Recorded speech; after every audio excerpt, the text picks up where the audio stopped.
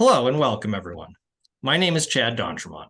I am the Executive Director of the Rennie Center for Education Research and Policy.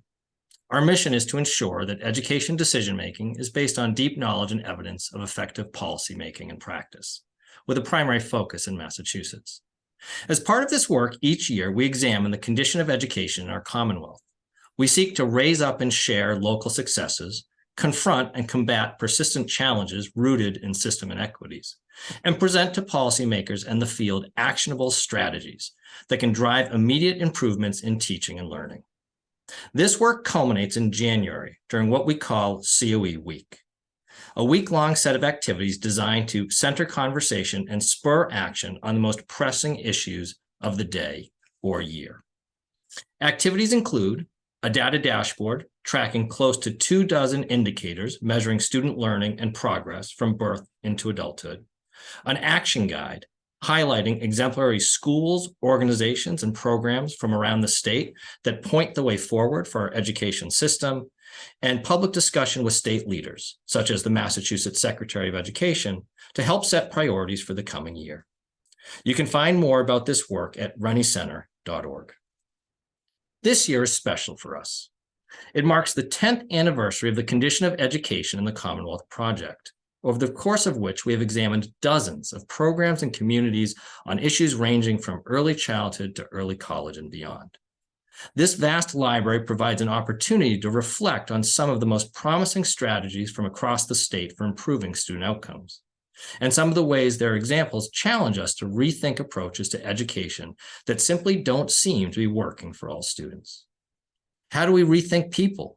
By ensuring all students have access to the full array of skills, knowledge, resources, and lived experiences possessed by the adults in their lives. How do we rethink place? By recognizing that the majority of students' lives and learning occurs outside the school day, where they now have immediate access to thinkers and doers from across the globe. How do we rethink time? By understanding that students' growth and development does not conform to a set schedule or calendar. While I do not think the Rennie Center has all the answers, we've been privileged to meet many individuals who are tackling these questions, which brings me to today's community conversation. This conversation is one of the most important activities we do each year as part of COE. It provides space to hear directly from local education leaders about the incredibly hard work they are pursuing to help all children and youth thrive. At Rennie, we are always eager to join efforts to improve education and lend a strong hand or a steady voice. But we recognize improvement efforts must be centered on those closest to where change may occur, that those who are on the front lines doing the work must own it and lead it, while ensuring that all voices, perspectives, and lived experiences are welcomed and included. This community conversation provides an important moment to step back from the rhetoric and debates that endlessly circle discussions of education reform and hear from the leaders and practitioners who are actively involved in reshaping education and the lives of the young people they work with to achieve a better future. I am delighted that we have the opportunity to meet with them today and learn about their important work. So with that, let's hear from the programs and their leaders. It is my privilege to introduce today's moderator, Dr. Danny Rojas, the Rennie Center's Director of Program Implementation and Strategy. He will introduce the panel and lead the conversation. Danny, the floor is yours. Thank you so much, Chad, and welcome again, everyone. I cannot be more excited to be moderating today's incredible conversation. As Chad said, my name is Danny Rojas, and I have the privilege of serving as the Director of Program Implementation and Strategy at the Rennie Center. As Chad mentioned, we are really excited to have you all today, and I'll begin by sharing a little bit of each of our esteemed guests' bio. To begin with, Dr. Amy Beyer. Dr. Beyer is a program coordinator for the ACE program at Brookline High School, which she started in 2015. ACE, or the Alternative Choices in Education program, is a competency-based program for students who choose to be in smaller educational settings where they can move at their own pace and engage in project-based experiential learning. Dr. Beyer has dedicated her life to education and serving as a past educator, principal, and teacher and principal coach. Next, we have Beth Ann Jellison. Beth Ann is a principal of the Carlton Innovation School in Salem Public Schools. She has served as a principal for 7 years. As principal of the Carlton, Beth Ann leads a large team of educators in meeting the needs of each student systematically and rigorously using the continuous progress approach to learning. Prior to her role as principal, she has served as a past classroom teacher and leader for well over a decade. Next, we have Shanae Paulino. Shanae has been a dedicated educator for over 10 years. She is currently the Senior Program Manager of Campus Without Walls, an educational initiative incubated by Build that leverages the power of public schools and technology to promote greater equity, access, opportunity, and liberation for all students. Next, we have Dr. Sun Sam. Dr. Sam serves as the National Director of Partnerships at Big Picture Learning, a national and international network of schools committed to activating the potential of schools, systems, and education through student-driven real-world learning. Dr. Sam has been an innovative educator for over 19 years, serving in various capacities, including teacher, principal, district lead, regional director, among many other leadership roles in education. And last but not least, we have Liz Yoder. Liz is serving in her 6th year as City Connects coordinator at the Carlton Innovation School. City Connects is a school-based collaboration among public schools, community agencies, and Boston College that is reinvigorating the core function of school by implementing an innovative model of systemic student support. Liz has served as a school adjustment counselor and has been a licensed mental health counselor since 2011. Thank you all so much for joining us today. And I cannot be more excited to engage in this conversation with you all. I want to start with an opening question that I'm hoping that each of you will be able to respond to, and then we'll get into more targeted questions throughout our conversation today. So this year's report, as Chad mentioned, in the condition of education in Massachusetts, explicitly confronts some of the outdated notions and limitations of traditional learning. The idea, for example, that despite recognizing students as individuals, we largely expect them to do the same thing in the same place at the same time. So the question here is, how would you describe your organization, and what are some of the ways that you're working to develop new approaches to learning? I'll begin with Beth Ann, and then we'll go to Dr. Sam. Hi, thank you. At Carlton, we use a 3-trimester model. So our students can enter school 3 different times during the school year, the traditional school year. So we have a September start, an end of November start, and a March start. Once a student turns 5, they're able to come to school. So we have those 3 different start dates. And we don't use a grade level, we use cohorts, and students are placed in a cohort based on their academic skills, but also in addition to their academic skills, we worry about their social emotional as well. And then we use the standards. We have priority standards that we've built up for all of those areas. And when kids have met those priority standards, they're ready to move to the next cohort. We don't have traditional grading at all. We use a primary and an elementary. So we have a P1, which is kindergarten standards.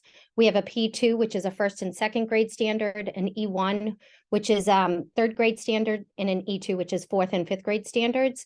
And throughout those cohorts, kids move and are transitioned to different groups, depending on which skills they're working on. None of the groups, they're very flexible, so they don't stay the same throughout, because kids don't learn at the same rate for any subject. So we make sure that those groupings are very flexible, and kids move when they're ready. We hold the students all accountable for their learning, and when they're ready to move to a new cohort, they present themselves to their families and to the new teachers and their old teachers to show that they're ready to move, and then they move. Thank you so much. I love the concept of students being able to take ownership of their learning. Really appreciate that. Dr. Sam? Thank you so much, Beth Ann. I want to go to your school. That sounds really, really cool. Hello, everyone. I'll just leave it with one phrase that is pretty much at the heart of Big Picture Learning. We firmly believe that young people are the curriculum and the community is the school. So as a community, we spend millions and millions and millions of dollars having adults write curriculum for our young people, when in actuality, we'll turn that right on its head. Our young people have curiosities, interests, passions, strengths, and we should start there. So at our schools, we start there, and then we build curriculum around our young people. And there's a huge emphasis on authentic real world learning. So internships, externships, community service, service learning, dual enrollment programs, whatever the young person is thoroughly engaged in their interests and passions is what we find that fire ignited, and the work is meaningful and real to them. And that's when it's a game changer. So 2 days a week, young people are allowed to leave the building.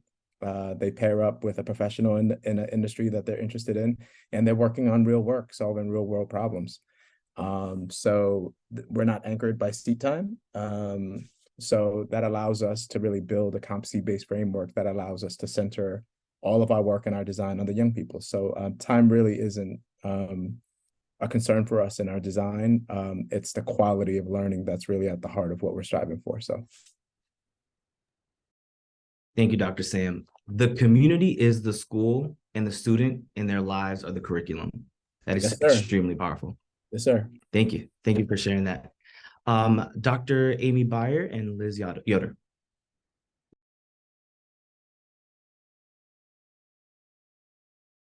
Dr. Beyer, I think you're on mute. Thank you. Sorry about that. Thank you. I appreciated hearing from Dr. Sam, because the work that he's doing is really core to my heart. It's a place I worked prior to the work I'm doing now, and I'm a strong and firm believer in those principles. And it's something I've tried to carry into the ACE program, which I created here at Brookline High School. And we really try to capitalize on using the community as part of our students' education through internships as well. So students are given academic credit. They're encouraged to find internships, and that will actually go on their transcript that gets sent off to colleges, and they will earn academic credit if they do them. We also do offer classes, but they're thematic classes, and they're designed around core questions that we know are of interest to our students, that have come out of sort of current and contemporary topics. So we have 6-week cycles during our school year, and each cycle, students only take 2 core academic classes at a time. So they're allowed to do their learning in a much deeper way and a more thorough way over the course of that 6 weeks. They may also be doing an internship in addition to that, or they can also take a college class if they're interested in trying out college before they actually go. So we don't offer AP classes. That's really our answer to giving students that exposure and that opportunity. But another important thing to mention about our program is building community and trust. So we spend a lot of time with our students explicitly working on that through advisory and doing a lot of team building initiatives that includes service work in the community, giving back in different ways, but also in employing our students to come up with ideas that they're interested in taking on, whether it's planning a field day where they design what we're going to do to build trust. We start our year every year at a ropes course to allow students to really get to know each other in a different way away from the school building. So I'll end there for now and pass it off. And I'm sorry, I'm not sure who's next. Is it Shanae?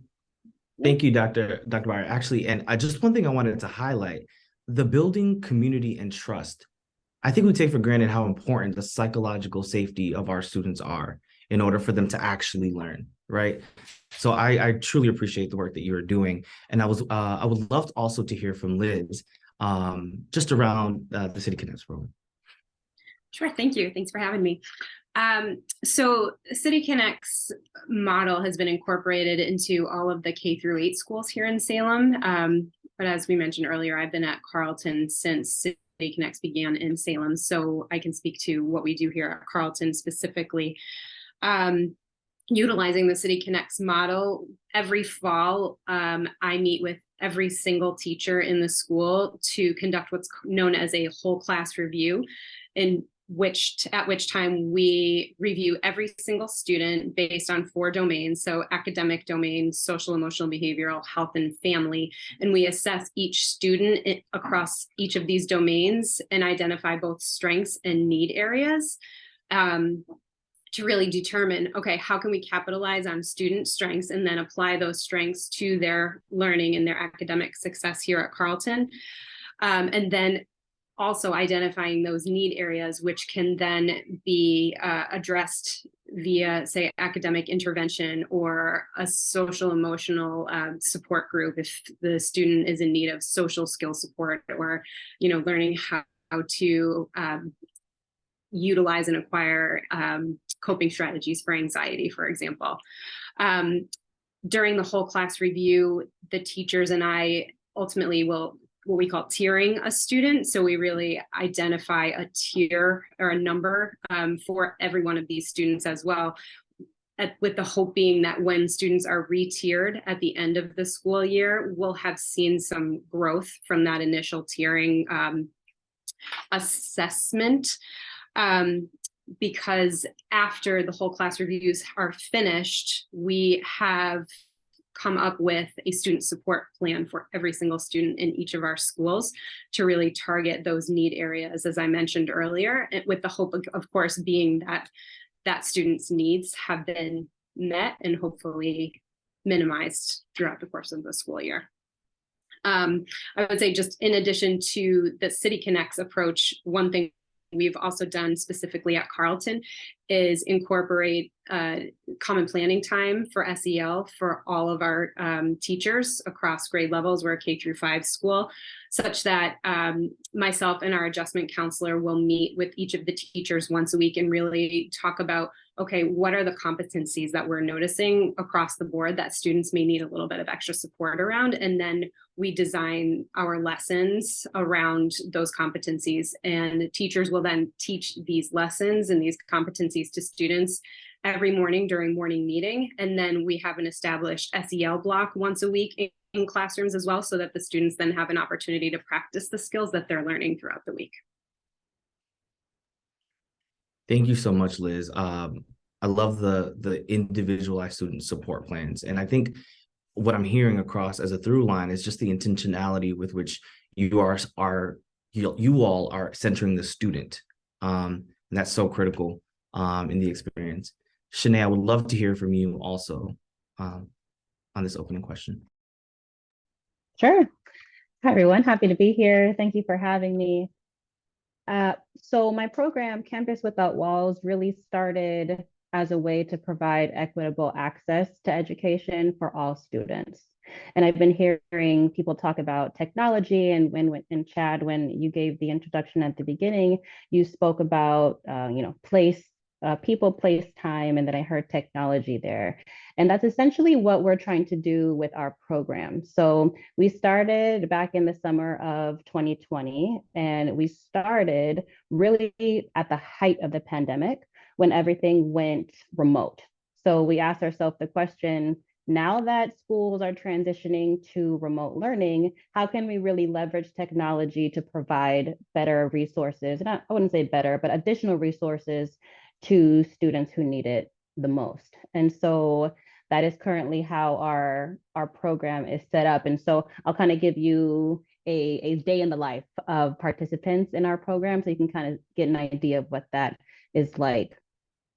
So currently we have what we call a teacher to teacher model. And so essentially that is where we have what we call lead teachers who are in their school, their home school.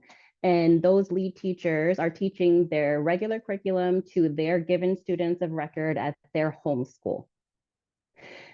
We open those classes to other teachers from other schools, and those teachers are called partner teachers.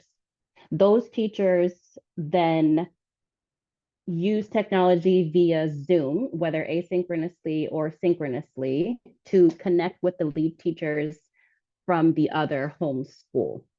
So essentially, in a nutshell, that is what we are working on and continuing to work to develop. But the long story short is that our program essentially uses technology to bridge the gap and to bring students in classrooms together. Thank you, Shanae. What an innovative way to leverage technology, particularly in the heels of the pandemic. So I really, really appreciate that approach. That actually leads us into our next sort of question that I have, which is, after students, educators are our most valuable resource. Yet in most settings, we continue to take a very simplistic approach to teaching and learning. One adult is responsible for a set number of students for a limited time, and they have them in their classroom or a specific program. But as Shanae was learning to, there's a different sort of, you all are rethinking this sort of the role of the adult. And so can I hear just a little bit more? And Shanae, I'll start with you. In your model, in what ways do you rethink the roles that adults play in schools and in the community? I think we rethink how adults engage with the community really by way of technology. And so I'll explain that a little bit more. So, for example, I was saying the first part of one component of our program is our lead teachers, right? And these lead teachers are in their home school with their home students or students of record. I think that we provide exposure to not only those students of record for that teacher, but also the teachers and the students from the partner schools. And so when I think about, how to rethink the role of adults, I'm thinking exposure is exposure to experience, exposure to knowledge, exposure to different ways of learning and teaching, different ways of lesson planning, different ways of instruction. And I've been hearing the theme go around that teachers, well, I guess what I'll say is that students are as good as their teachers, right? Teachers have to have the professional development and the skills given to them in order to do their job well. And I think that is something that our program provides. I love that, Shanae. And I'm also thinking, like, if I am a teacher and I'm really eager to sort of have a more culturally relevant pedagogy, how neat would it be if I had immediate access to a teacher at another school that is an expert in that. I love how you're thinking about that. Thank you so much. Dr. Beyer, I'm really curious around this question also. And just to take it a step further, what are some of the ways that your program takes different approaches to staffing that maximizes passions, talents, and resources of the entire learning community? Sure. We're a really small program in a very large comprehensive high school. So we have 55 students and 4 teachers and myself and a part-time guidance counselor and a part-time secretary. So it's a small group of us on staff. But one of the things we really try to do is creatively leverage through collaboration other adults in the building in different ways. So we work really closely with the social workers in the building, with the special educators in the building, and really invite them to support our work, engage with us around our students. We do case conference meetings every week. It's sort of similar to what Liz was describing, where we really focus on students we're concerned about, and we try to think about what are we missing? How do we make sure that we're focusing on when and where they've been successful, and then leveraging off of that success? And then additionally, what resources might we have that we could use in different ways to support them? So really thinking more broadly about who we can work with to bring resources in addition to people outside of the school building. So I spoke earlier about internships and thinking about mentors and other folks in the community whom a student may have a connection with, where it's a positive connection that we want to bring into school and invite them to be part of a student's exhibition, for example, so they can be there to witness a student's reflection on their growth and be part of the discussion afterwards about, what more we can do to kind of bring out the best of the student and support them. Our teachers are also the advisors in our program, so they play both roles. So they're teaching these courses every 6 weeks, but they're also meeting with a set core group of kids that are with them the entire time they're in our program. And they meet with them twice a week in advisory. And that's a core component of how the program works, because we intentionally use that time for team building and for conversations that I think don't always happen in schools, talking about different current events, issues that are coming up outside of school that are affecting students, and really trying to create a safe space for students to open up and be honest about, how they're feeling. We use circle practice to create that safety. And then we also use restorative justice using circle practice if we have conflict in the program. Thank you. I love that. And I love the intentionality behind creating a space that both the teacher and the student can sort of bring their full selves and talk about things that are top of mind, and extending sort of the teacher role to be also that of a mentor and advisor. I love that. Thank you so much for sharing. Switching gears just a little bit, I am curious around, still continuing with the connection to community. What we've begun to recognize the importance of out of school time, and what that means for students. The majority of students' daily lives take place outside of the school. However, while there are many effective programs that manage to sort of like wrap themselves around the school day, integrating formal schooling with the community still remains a little bit of a challenge. And so I'm curious to hear, like, what challenges do you employ to acknowledge and uplift students' lived experiences, and take advantage of the community resources as an asset? And so I'll start with Dr. Sam first. Thank you. That's a really brilliant question, because we're just coming out off the pandemic. And I think, even though that was a very tragic moment in a lot of ways, we also saw schools for the first time acknowledging that we needed to do things differently.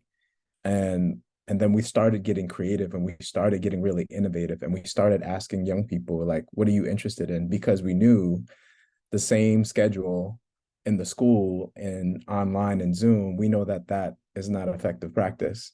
But what happened was I saw educators really, really evolving their practice, putting students at the center of their learning, and really getting creative around at-home projects where they can pursue their passions. Coming out of the pandemic, I think at Big Picture Learning, that's been at the heart of our design.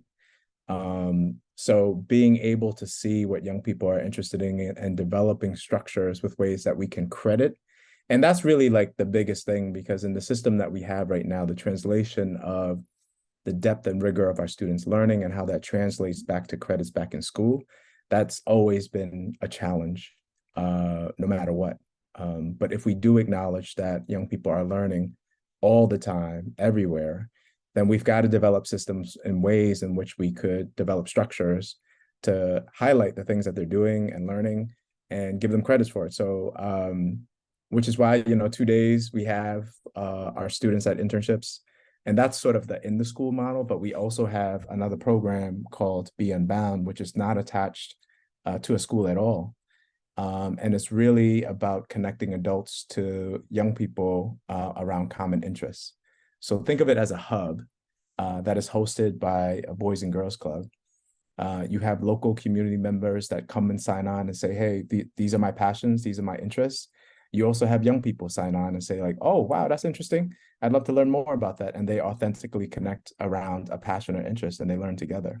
That is at the heart of really, really the work and learning for the future, giving young people an authentic chance to really explore what they're curious about, connect them with the adults, and actually validate them by giving them the credits back in school in the system that we have to validate that. So, and that's just a little bit of what Big Picture does. I thank you so much for that. I appreciate the creating the space for community, adults in the community, to also become sort of like teachers and educators, and for students to learn from them. I really appreciate that model. Liz, I would also love to hear sort of the ways that your organization is uplifting students' lived experiences and taking advantage of community resources in that way. Yeah, absolutely. I'm actually really excited to talk about this part. We have incorporated something called the Student Interest Survey, which has existed previously via City Connects, but prior to this year, it was more of a survey that we would send home to guardians to talk about, what is your student involved with currently, just to see, where were the holes, where were the gaps, to see what could we potentially find for an enrichment program for a student who may not have anything necessarily going on at that moment in time. We had a meeting last March with counterparts from City Connects in Dublin, Ireland, and they had shared this idea that they had over there about creating a student interest survey that the students themselves fill out. So we really loved that idea as a team here in Salem. And so we had created our own version of the student interest survey, and we've administered the survey to our K-8 students and are right now in the process of kind of compiling all that data together to really figure out literally what the students are looking for, so that we can then take that data and present it to community partners to say, so here's what the students want. We are listening to those voices, but even the little ones, from our kindergartners to our 8th graders, to say, I really want a Lego club, or you know what, I would really love to do, I don't know, some sort of swimming lesson or opportunity that may not exist to this point, so that we can then take that data, present it to our community partners and say, so here's what our kiddos are really looking for. How can we help support that need, that want in our community, and be able to then provide that for our students here in Salem? I love that listening to student voices that you just mentioned, Liz. Can you go a little deeper on what does that actually look like in practice? Yeah, for the survey in particular, was modified per grade level and so on. So for our K-2s, we just had pictures of different activities, so the kids could just circle, and we told them, pick your top 5 favorite things that you haven't done yet, but you would love to do. And we worked with the kiddos, and especially with the littles, to help them circle and make sure they're counting, to make sure they've gotten the appropriate number. So we literally just gave them paper copies, so they were able to do that on their own, and we could also kind of incorporate that into their writing lesson or what have you. And then our 3 through 5, it was a little bit more of a checkbox. What are things you're interested in doing? And it literally varied from, I really love American Ninja Warrior, to I really love sports, but I really love to drill that down more to, football, it's tennis, it's golf, it's I don't know, rugby, for example. So some of your more common activities, and then other less common activities, to really just get an overall picture and try to provide them with the most diverse kind of opportunity possible. And I was actually, just in reviewing it, I was really interested to see how many of our kids were interested in creating a writing club, and it's funny because we have a lot of kiddos who have some resistance to writing in general. I think the pandemic certainly didn't help with that either, but to know they want to learn how to write, and they want to write stories, and they want to learn how to put a newspaper together or things like that, is really cool. So I'll be really interested to see what the final results from across the district yield, for us to see what we can do with all of that information and see what we can put together for the kids.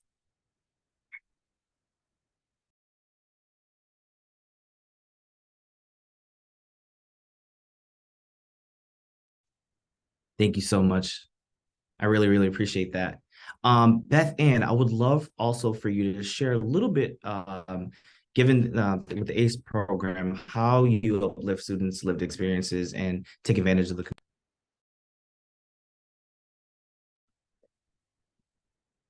So some of the things that we do taking advantage of our community is we have a block on Wednesdays. We call it a win.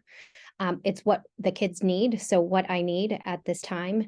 And that's when we try to bring in all different types of things for the kids. Some examples, we had someone come in and teach yoga for 8 weeks. It was right before an MCAS time, so we thought what a great time to have them learn how to, kind of relax. So we brought in a yoga teacher for 8 weeks. We've had Latin dancers come in. We've had some drummers come in. We bring community members in for like an 8-week block to teach the kids just different skills. We also use our community, like we have assemblies. And so I know coming up, we have Tailwise coming in, which is a character building assembly.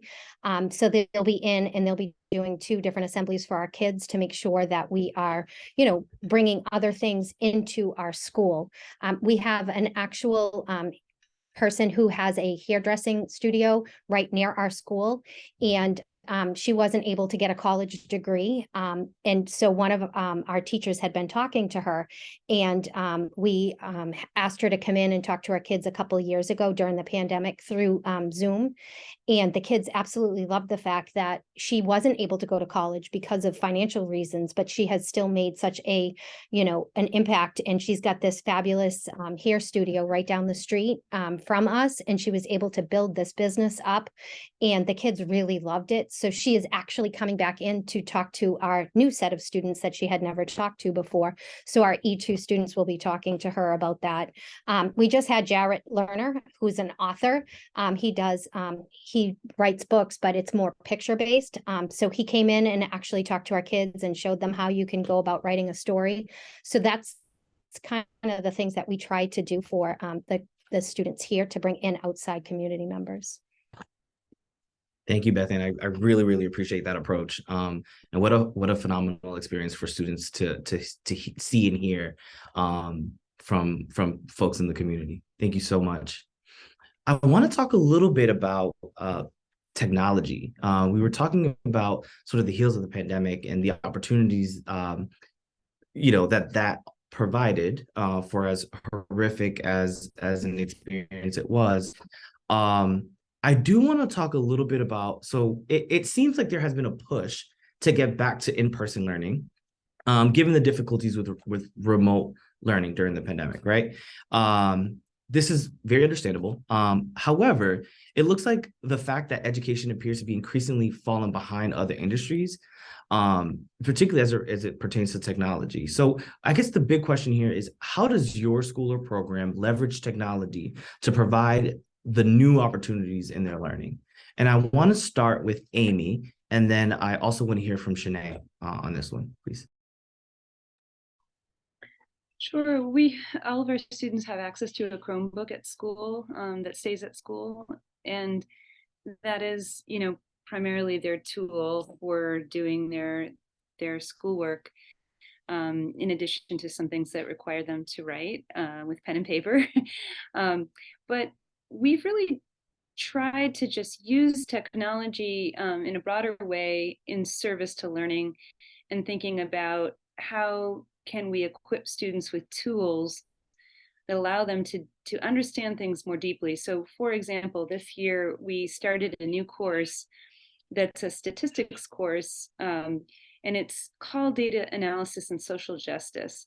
And it's a math course. They're getting math credit for it because it's really a deep dive into statistics, but it's using tools that are not always taught to high school students, like Kodak, the whole Google platform, Python, Tableau, Staplet, to understand how to really analyze data carefully, understand how to use and manipulate statistics to represent information effectively.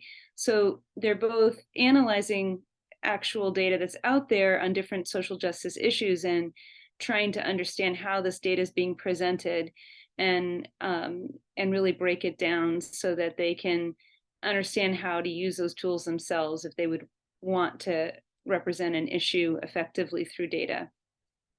So that's an example of using technology, but I think in service to a theme and to a principle that we want students to feel empowered with. But I'll pass it off to Shanae because I'm curious to hear what she has to say. So speaking about technology, I would say that there's like two ways that our program uses technology. One is via Zoom.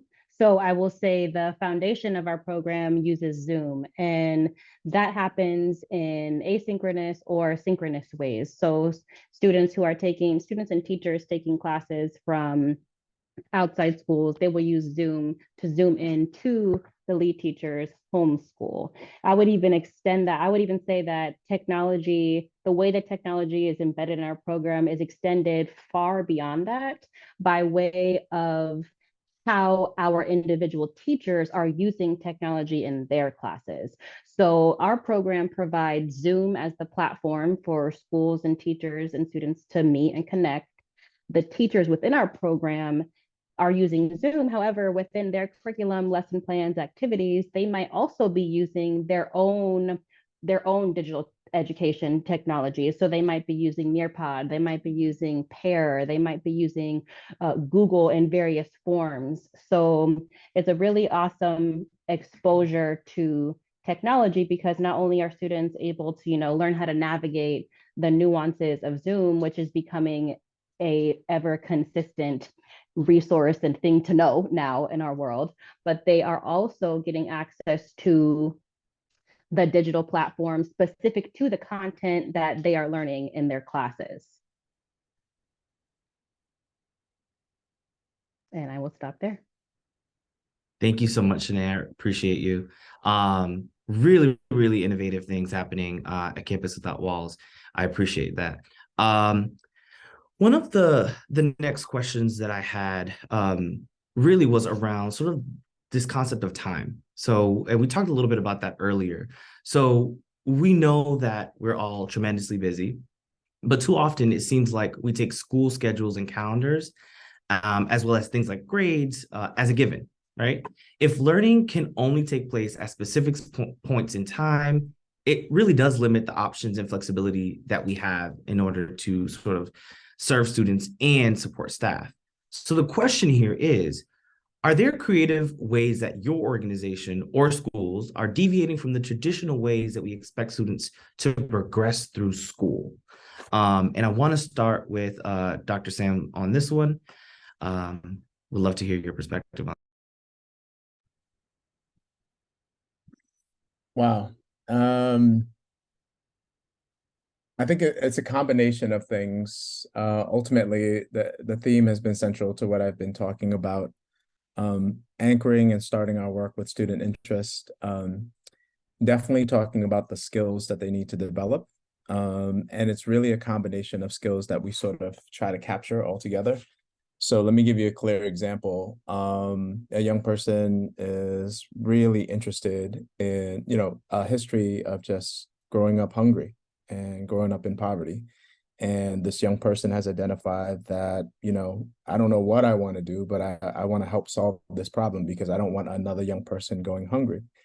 So we start that authentic conversation. And now we start exploring what are the local organizations that are around that we can connect this young person and this interest that they have as far as mobilizing communities to end hunger within their communities. So we look at food pantries, we look at food donation places, et cetera, and we start identifying these local assets right around the community that we can connect our young people to. And then we start thinking about identifying the real world problems and which one exactly can we leverage as far as what young people are interested in. Because even just that topic, there's so much about it, from between food production, poverty, food deserts. There's just so many ways with which we can explore and sort of dive into a rabbit hole with our young people, right? But baked underneath all that, young people are diving into their passion, engage in meaningful work within their community around solving real world problems. I mean, it's real work. And it's not just writing an essay to turn in for a grade, but now it's just they're really trying to solve a problem within their community. And when that happens, something happens within a young person where they see more value in their learning than just, oh, I'm getting a grade for this, like I'm really activating and leading change within my community. And that's like what we aspire to, and that's what we want.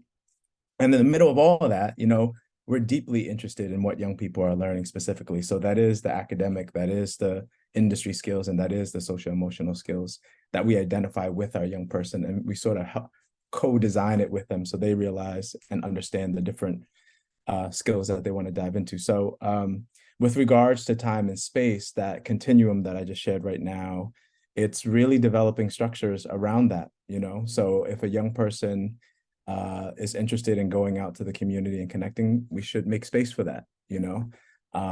Right now, everything's sort of blocked by traditional systems of seat time and Carnegie units and et cetera. But 2023, y'all, we got we got to put our young people first. And again, when I say all this, I just want to lift up all the innovative educators, especially those that are in this room right now. Like, folks are doing it, y'all. So the invitation's out there. Like, come check out the innovators, see how it's done, because it's not, you know, I'm not tooting Big Picture's horn. Like, we figure it out our piece, but there's so many folks doing really, really good work to leverage the brilliance of all young people. So we just gotta step out of the box a little bit and build together. So yeah. Thank you, Dr. Sam. Absolutely, we have to step out of the box, and this is what so many of you are doing. I would also love to hear from Dr. Beyer on the ACE program, and there's some innovative things that ways that you're thinking about time. Sure. You got cut off right at the end there, Danny, but I'm gonna jump in. You can, if I didn't quite capture the question here, but we are living an interesting existence because, you know, we are a program within a large comprehensive high school, and part of our schedule is tethered to the schedule of the larger school. And that's because our students take their world language classes, their PE classes, and their elective classes in the mainstream. And they appreciate that because they get access to a lot of wonderful courses and some great teachers. And we do things differently. So we take the rest of the schedule and we have made these 6-week cycles where students are taking courses that meet for longer chunks of time and that are thematic and that are competency based. So we don't use traditional grading, we use levels of competency. And you know, it's a very different little world that they enter when they're in our classes, and then they exit to go to their their mainstream classes in the rest of the building. So we think about this question all the time about time and schedules, and really try to push the innovation as much as we can within those structures. I think something I like to think about is not to let school and the traditional structures of school get in the way of a student's education, right? Like, we should be always thinking about how we keep that front and center, and we're always trying to make it engaging, and as Sun was talking about, following students' passions and making sure that we're tapping those, and we're thinking about students' strengths to drive how we're guiding them in their education. Some other things we do besides the 6-week cycles that are different is we will take time out of the school year to do things that we think are really valuable. For example, in the days leading up to Thanksgiving, we take 2 full days of school to do service projects throughout Boston. And our students get a chance to pick which service project they're interested in.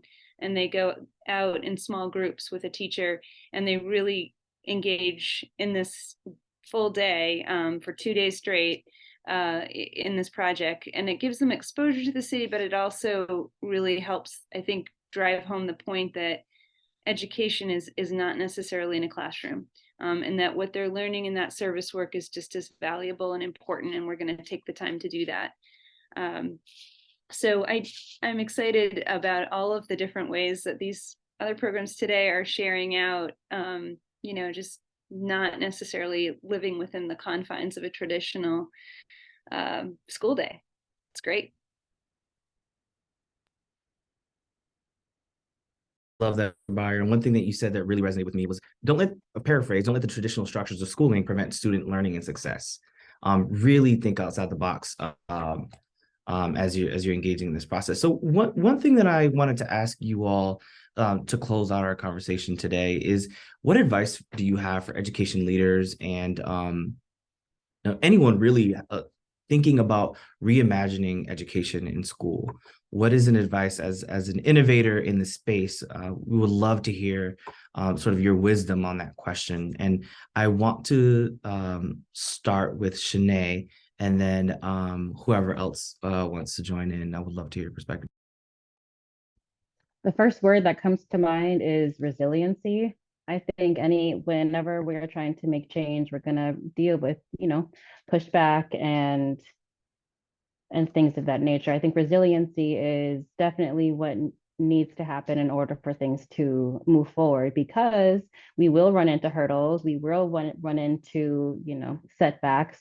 But I think that, like, if we have the goal in mind to provide, like, personally for our program, to provide equitable access to students, if that is always our goal, then it like pushes you to continue to be resilient.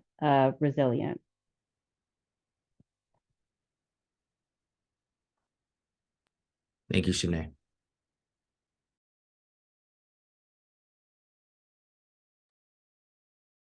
Danny, you mind if I hop in real quick? Absolutely. All Anybody right. can hop in after this. First of all, if this is the closing statement, I just want to thank the incredible, powerful women leaders. I don't think we celebrate our women enough. So I just wanted to say thank you for your leadership and everything that you do. I consider it an honor and privilege to stand next to you in the Zoom. So I just wanted to say that before we end. Technology disrupts, it will continue to disrupt. Everybody's talking about AI, around artificial intelligence, but we've got something else to combat artificial intelligence, AI. We got another AI, it's called All In. And our young people need us to be all in for them. And my encouragement to all educators is center your young people, really partner with them. If you're looking for ways to build new systems for young people, talk to them. They'll tell you what's working. They'll tell you their dreams. They'll tell you. So I think it really, really just starts there, and really just the other piece too, because I've been a part of the traditional system. The last system that I was a part of was Newark Public Schools, which is an urban school system. And when you're in the system and there are compliancy stuff, there's structures, there's rules, etc. Sometimes it's hard for us to step out of that a little bit, the day-to-day sort of grind, if you will.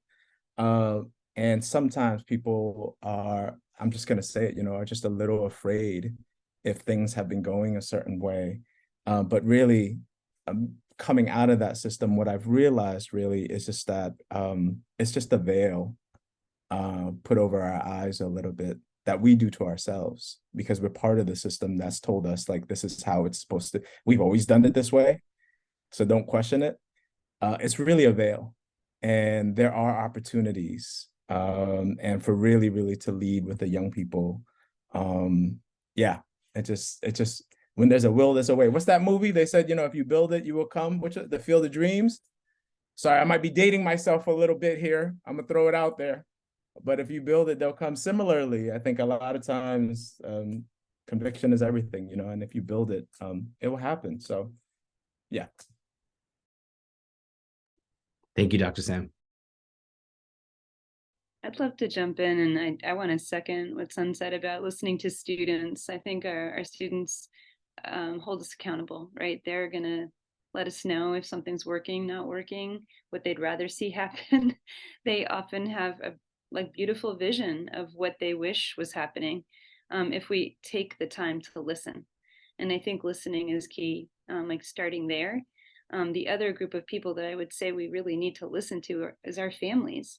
We have a lot of first-generation families in our program, and we have families who've been marginalized in different ways throughout their school life experiences, and they are really important for me to hear from, so that I can remember, what do we need to do to make sure we're always thinking about accessibility and equity in the way we design whatever it is we're doing.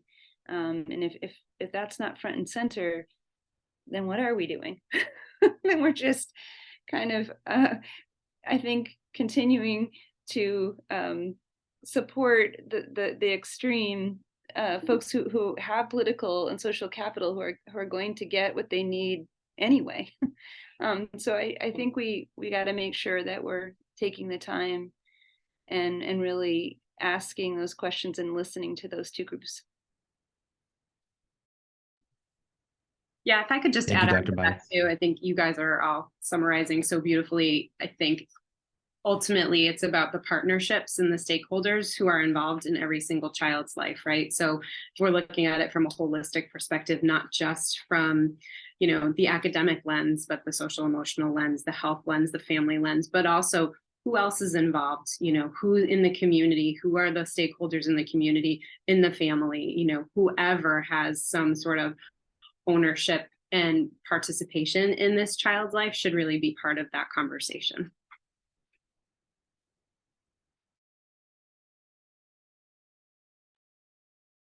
Thank you.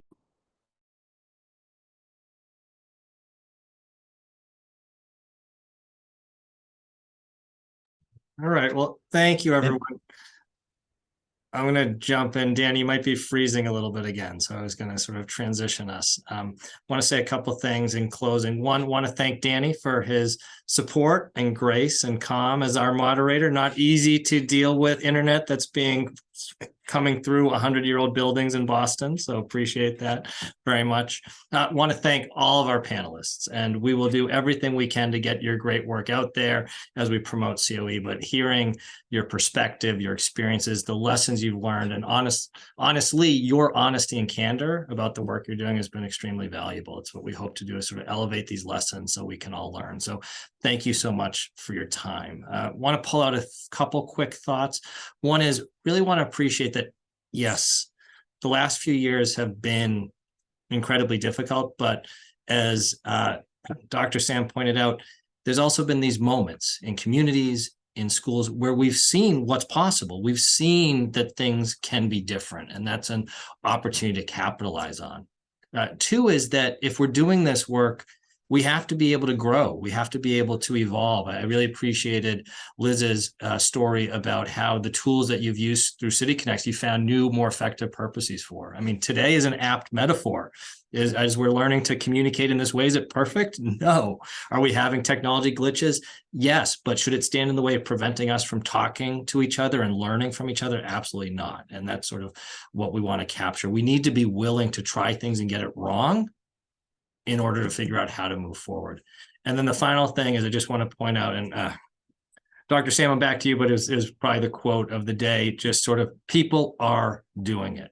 And what I hope folks are understanding, from big picture learning to the ACE program in Brookline, to the Carlton School and City Connects in Salem, to Campus Without Walls, we have models to build on. We just need to connect ourselves to one another and do it in collaboration to build big systemic change. And I think this is a great place to start. So thank you again so much, everyone. We really appreciate your time today. Thank you all so much. Appreciate it. Thanks for the opportunity. Appreciate it. Thank you. Thank you so much. Thank you, y'all. Have a great week.